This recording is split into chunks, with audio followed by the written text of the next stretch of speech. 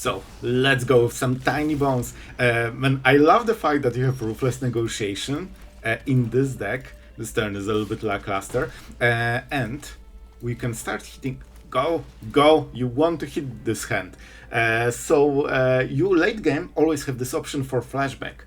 And that means you generally have more value than other, like, you know, mid-rangey or aggro decks. So this is just nice addition. And it still helps you early game. We both play... Do we play exactly the same deck, guys?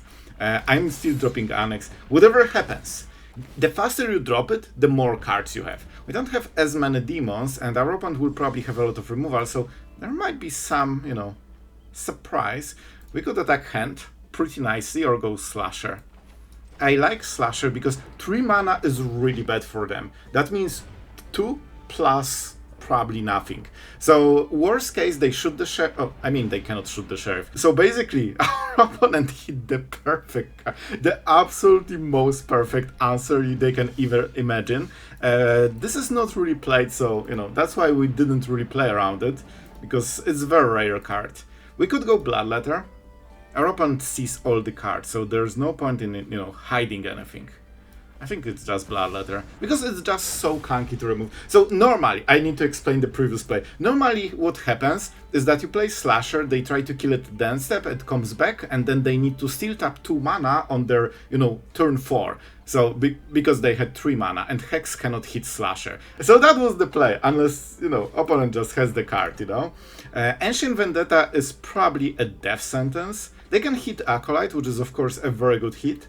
But that also means we can hit really hard.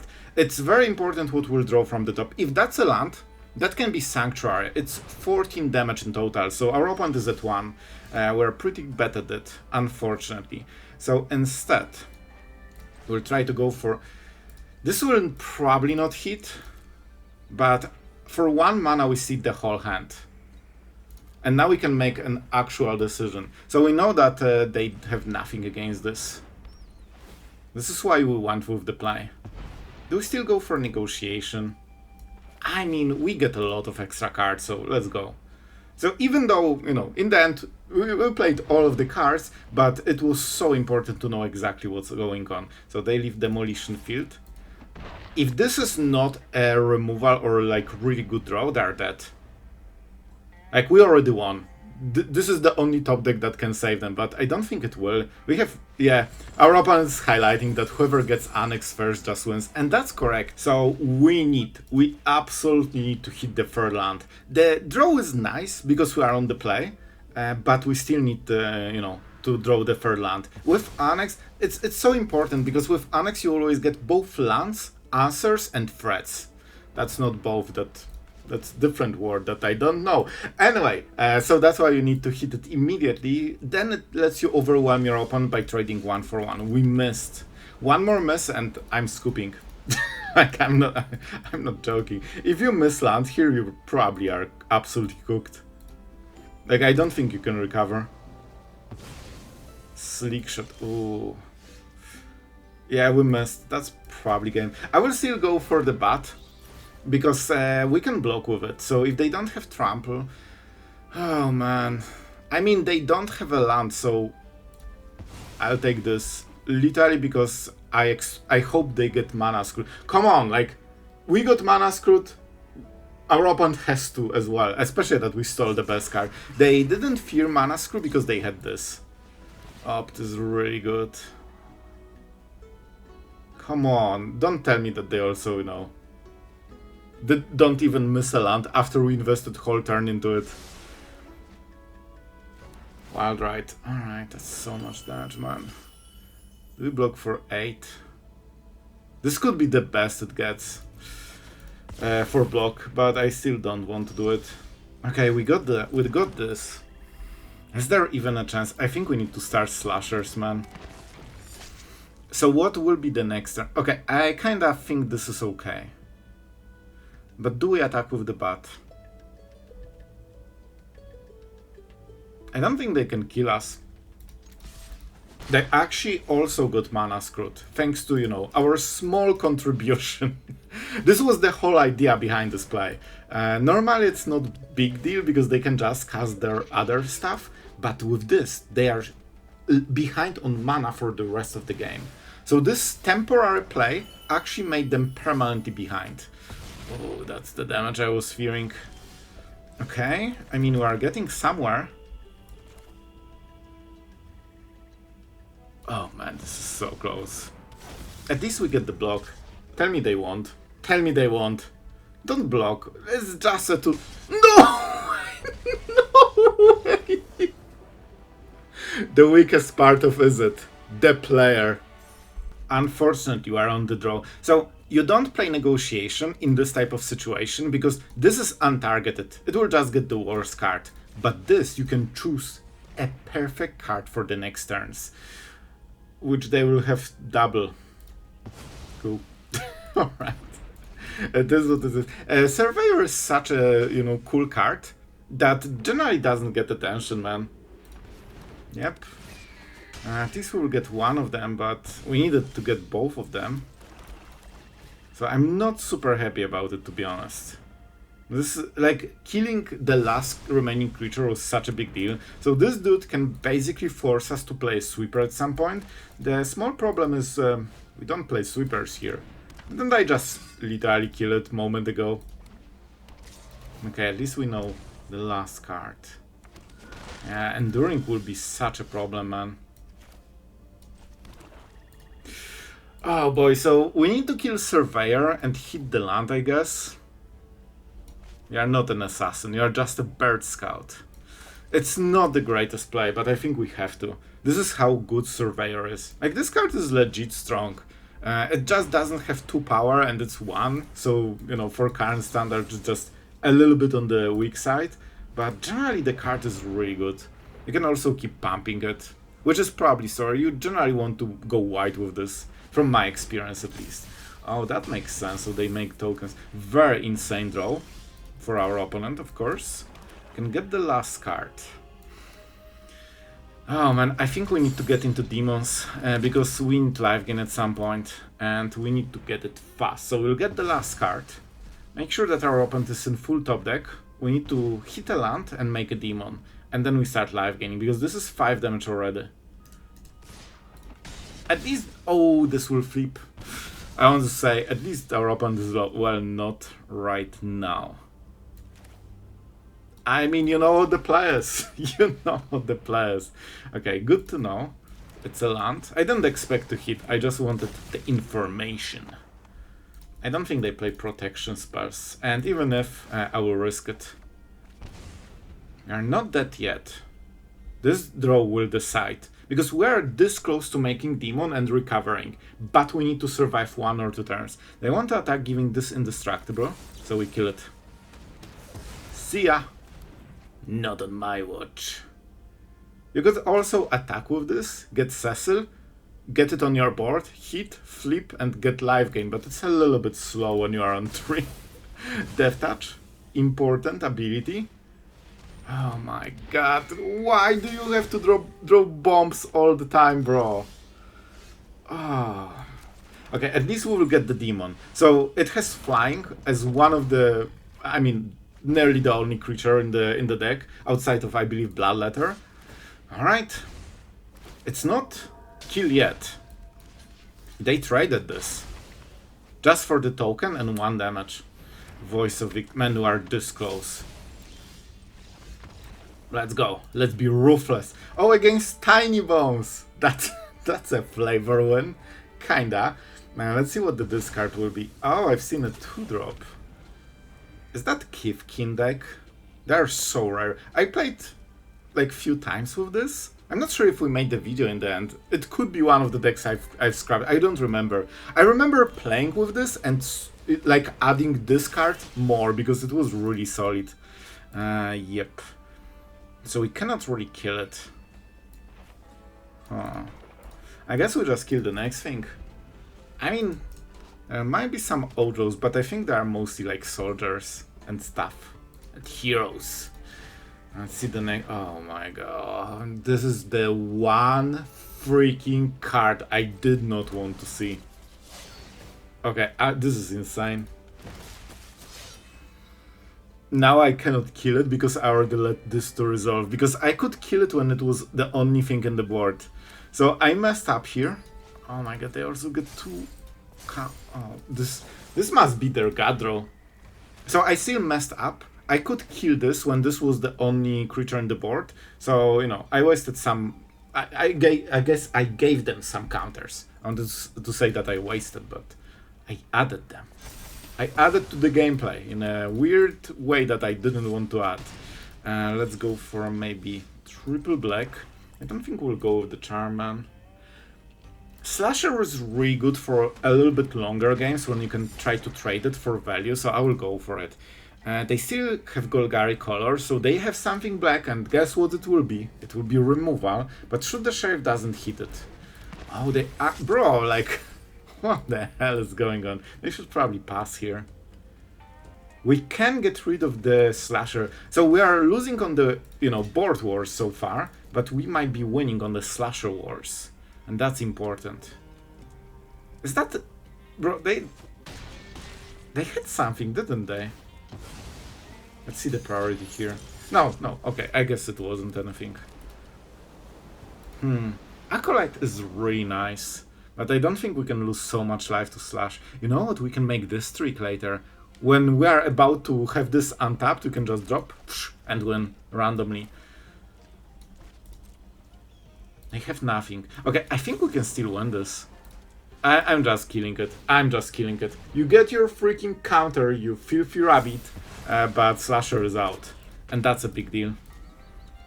I could go for Acolyte, but then I can... They can maybe pump it, so I cannot even, you know, block. Like, when it's 3-3 and they have the threat of Veil, like, you cannot even really block it if they really go for it. And then the Slasher does really bad things to us. We don't want to see it. So now what is the play?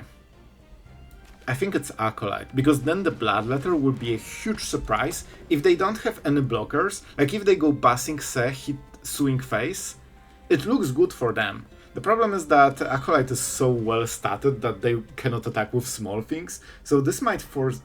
Wait. Man, this is... Maybe I shouldn't play Acolyte literally for this one play. It's generally a worse play, but it's better if your opponent dies to one attack, you know? So we could not play this, so they swing all. Do we? This is very expensive for them. This is not a great play. I think we're okay. And now we are getting Slasher back. And this is our extra value. So what is the play? They don't know about the Bloodletter. We could force a trade, but it's not actually as good. We could kill the rabbit and force them to trade the passage. You know what? This is kinda good. I like it. Let's go. Man, there are so many places. It seems like a very short game, but the amount of ways we could play this is actually impressive. Let's go for full swing, right? And then we keep the bat for blocking if we have to. Good enough. I don't think they should ever block, but Slasher damage is kinda insane, so, you know, it's scary. So I can understand the decision to block, but that means they are losing all the pressure. We are getting the creature, we lost the permanent, which means we get a 2-2. So I think from this we actually will win. Man, it was so rough on the start. I also made a misplay of giving them extra counter. And I mean, it's working pretty darn good. But is, like, better because it actually messes them up.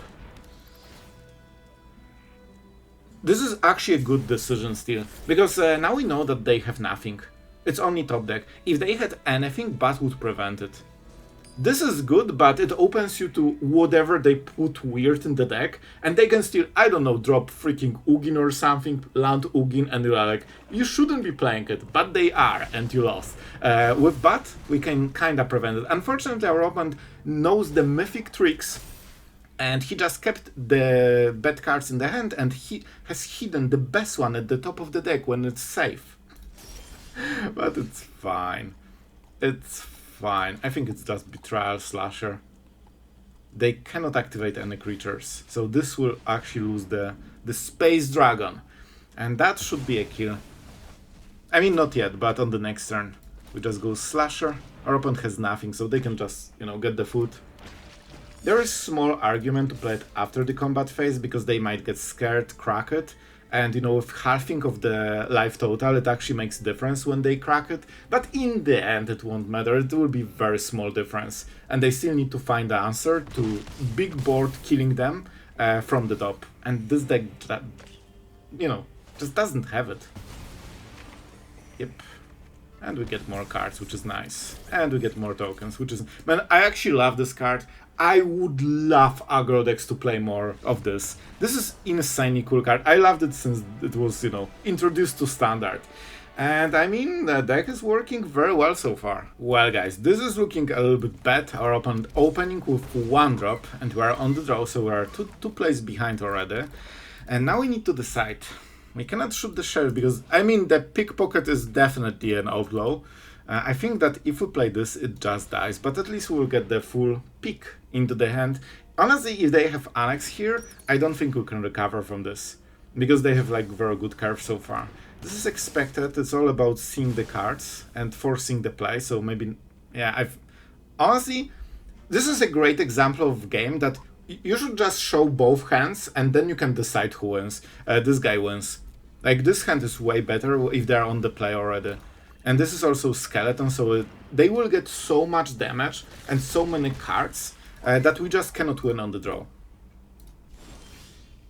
So I will play it out just to prove you that that's the case, but honestly we don't even have a way to recover. When we block Tinybones, they get the corpses back and they can replay it. They can go Annex and Sneakling and just get more cards. They basically have advantage in every way because of good curve and good, like, you know, being on the play basically. Like, if we're on the play, I think this could be close game. It would still be a little bit hard, because we just don't have Annex. And corpses, like, this is basically the other version of Mono Black that is slightly lower win rate, because it's basically an aggro version of this. We are going more mid-range. This is just pure aggro skeletons, hit face, don't replay the game. So, what can we do? We can force a trade, but that's it. I don't think there's any way to recover. Also, look at this. It's only this one skeleton. Everything else is an outlaw. We could try to go double removal, but we won't find the second target. I think it's Acolyte. And I don't know what to do here. Honestly, I have no idea. If I swing, man, it's just so bad. I think I have to chill. So this is for Tinybones. At least we know they don't have removal in the hand, or at least we don't know about it. And soon they can enter the Annex arc. Yep, as you can see, full swing. But you know what? Full swing is the only thing that can help us a little bit, maybe. Because we can life gain so much here. And do we want... They will get it. You want to stack all the permanents dying on the same turn, so they get one reset from multiple cards. I think this might be it, because Tinybones will be such a pain later. And I cannot kill it normally. And Acolyte will try to do some, you know, shenanigans. But I just think that being on the draw is too much. Whenever you are on the draw and you see this and Skeleton, you know the damage will be just unreal before you start playing the game even. But Slasher gives us another opportunity. So we can kill this. And they have another... Oh no, this is the previous... Yeah, they got it back as they should. We can kill one of the creatures, so it's not all bad. I think we need to be defensive. The problem is that they can also go the Annex road, so they are not winning on value, not because they cannot, because they decided not to. It's that top deck that just gets rid of the whole plan I had. So as you can see, moment you see both hands, you know who wins. Let's go for... Man, we actually got 5 lands on 8 cards. That's a disaster. That's not good, guys. At least we know we can flashback it, literally from the cards in the hand. Capstone. So they will definitely play Badgers. Let's go, Tinybones. Our dude does nothing, so we need to at least try to attack their hand. But if they have scaling like Capstone, we need to kill them. And for this we need fast hands. But we don't have them. It's... Oh, I thought it's Sneakling. I like this dragon. I thought about making the deck. I also got some comments about it, you know, with different decks, but I still cannot find the one that speaks to me, you know, so to say. Oh my god, man, this... At least we got a 4-drop, so I'm pretty happy about this part, but we did absolutely nothing for first, like, 4 turns, basically. And, yep, now they can absolutely sweep everything. What? This match should be studied for generations. Things happened, and nobody knows what exactly were the things. Well, this will be a hard one. We are not only on the draw, but also slightly flooded. Like, you want probably 2 and 3 or 3 lands in the opening hand, but 1 is acceptable. What is not acceptable is being on the draw against Otter Opener. You know that the damage is just stacking on you. Yep, and that's the problem, because whenever you are on the play, you can Betrayal their only creature, but here they always have 1 left over, which means that every turn they can hit you. Of course, they can go for this. Now they can put another creature, so you never are killing this 1 creature you really want to. But it's fine. Stick Shot? Stick Shot is interesting. So this is like the aggro version, not like an, you know, Craps or... Oh, Ancestral Anger is such a good... If they could, they would just... You know what's the perfect deck? 10 Stick Shots, 10 Otters, 20 Ancestral Angers, and like 20 lands. That's the perfect deck. But they cannot, there's limit. So we could go Betrayal into Negotiation to mitigate the most damage. I think it's decent play. Basically, we remove the whole scaling that they have. And I actually messed up pretty seriously here. I should start with Negotiation, because they would think that they have a creature. So they would prioritize the buff spells above everything else. But they still have Stick Shot, so it might not be the biggest difference, but it was still, you know, a pretty important small misplay. And, you know, it's one of those things that generally you don't need to pay attention to, but if you pay attention, of course, it can actually win you the game sometimes, randomly, because your opponent will just mess up the decision. But it's okay, we can get into negotiations now, which is super big deal. Let's actually play it right now. I think we can raise.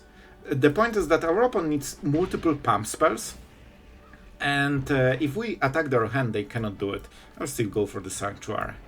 Let's go, and next turn is also Tinybones on top of Negotiation. We don't care about drawing cards as much. We mostly care about getting rid of their cards. If they have 2 instant and sorceries, yeah, I mean, this was 5 damage, guys. If you think Lightning Bolt is good, well, this is double Lightning Bolt, basically. Because they pay 1, they get plus 4 damage from the Stick Shots that are free, and it's not good for you.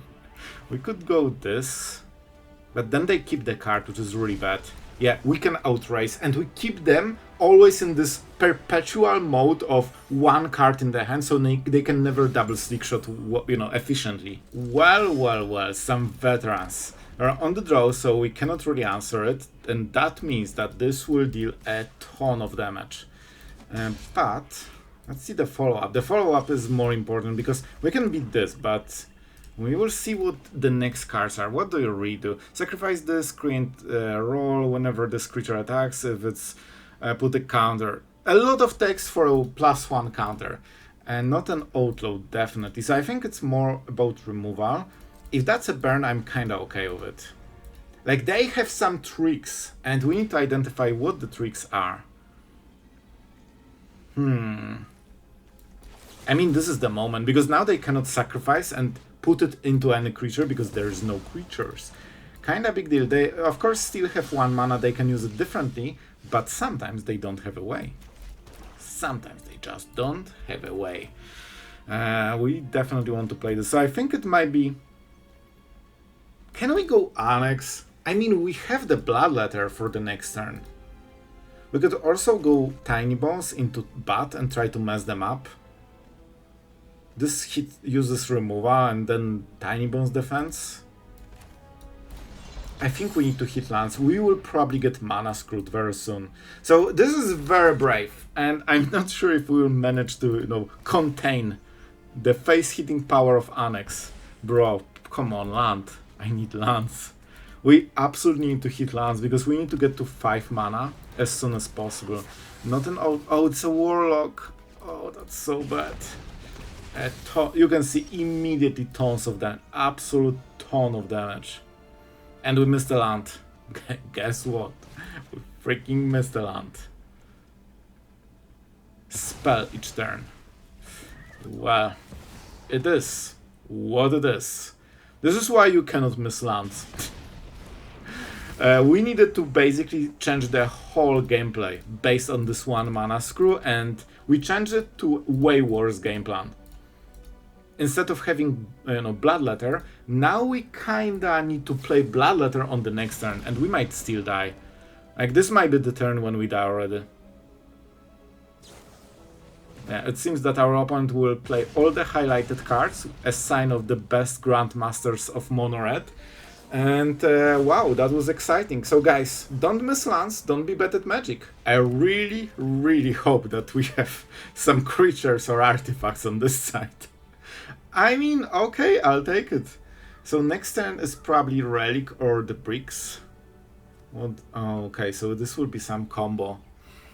They probably have Repurposing, but I think Relic is better. This gives them the land, but they already have those.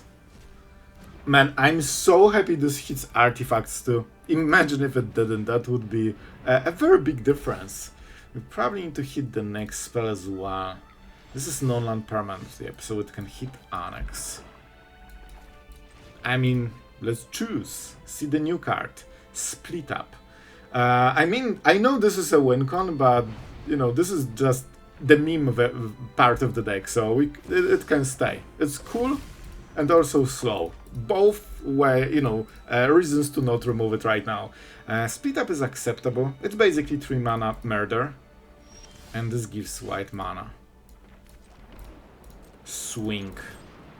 Okay, no instants. I mean, we kinda see the whole hand. It's so important that we can set up the Annex, because in 3 turns we'll get so many cards that will overwhelm our opponent. It's crazy how big Annex is for every black deck right now. Like, this is like the main engine, the main reason you can fight. Okay, this gives mana, that's acceptable. Acceptable. So we basically, whenever you draw your first or second card each turn, put a counter. You may cast an artifact spell from your hand with value less or equal to counters. Oh, this is the different one. So it actually speeds them up and does nothing else.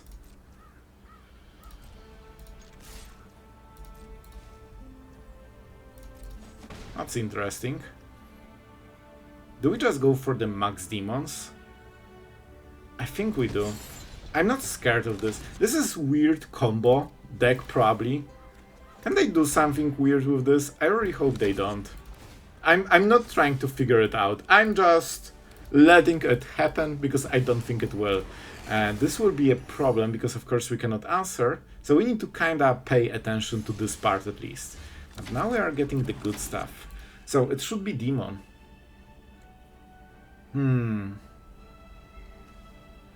Maybe you should kill it now. And go Slasher. Yeah, that's the plan. We just keep the board clear. And let's see. They can activate it, but they probably don't have a target for it. We could steal it, but I honestly don't care. We just play Slasher, swing face, and reverse the game incredibly fast. Polite decline here. Yeah, and when we get the demon, we start dealing so much damage. And don't forget, we can hit Bloodletter from the top with all those extra cards and just go for 1 turn lethal. The new card is Core. Split Up hits only Slasher, and they should play it now, I feel. Yeah, they can. They have mana.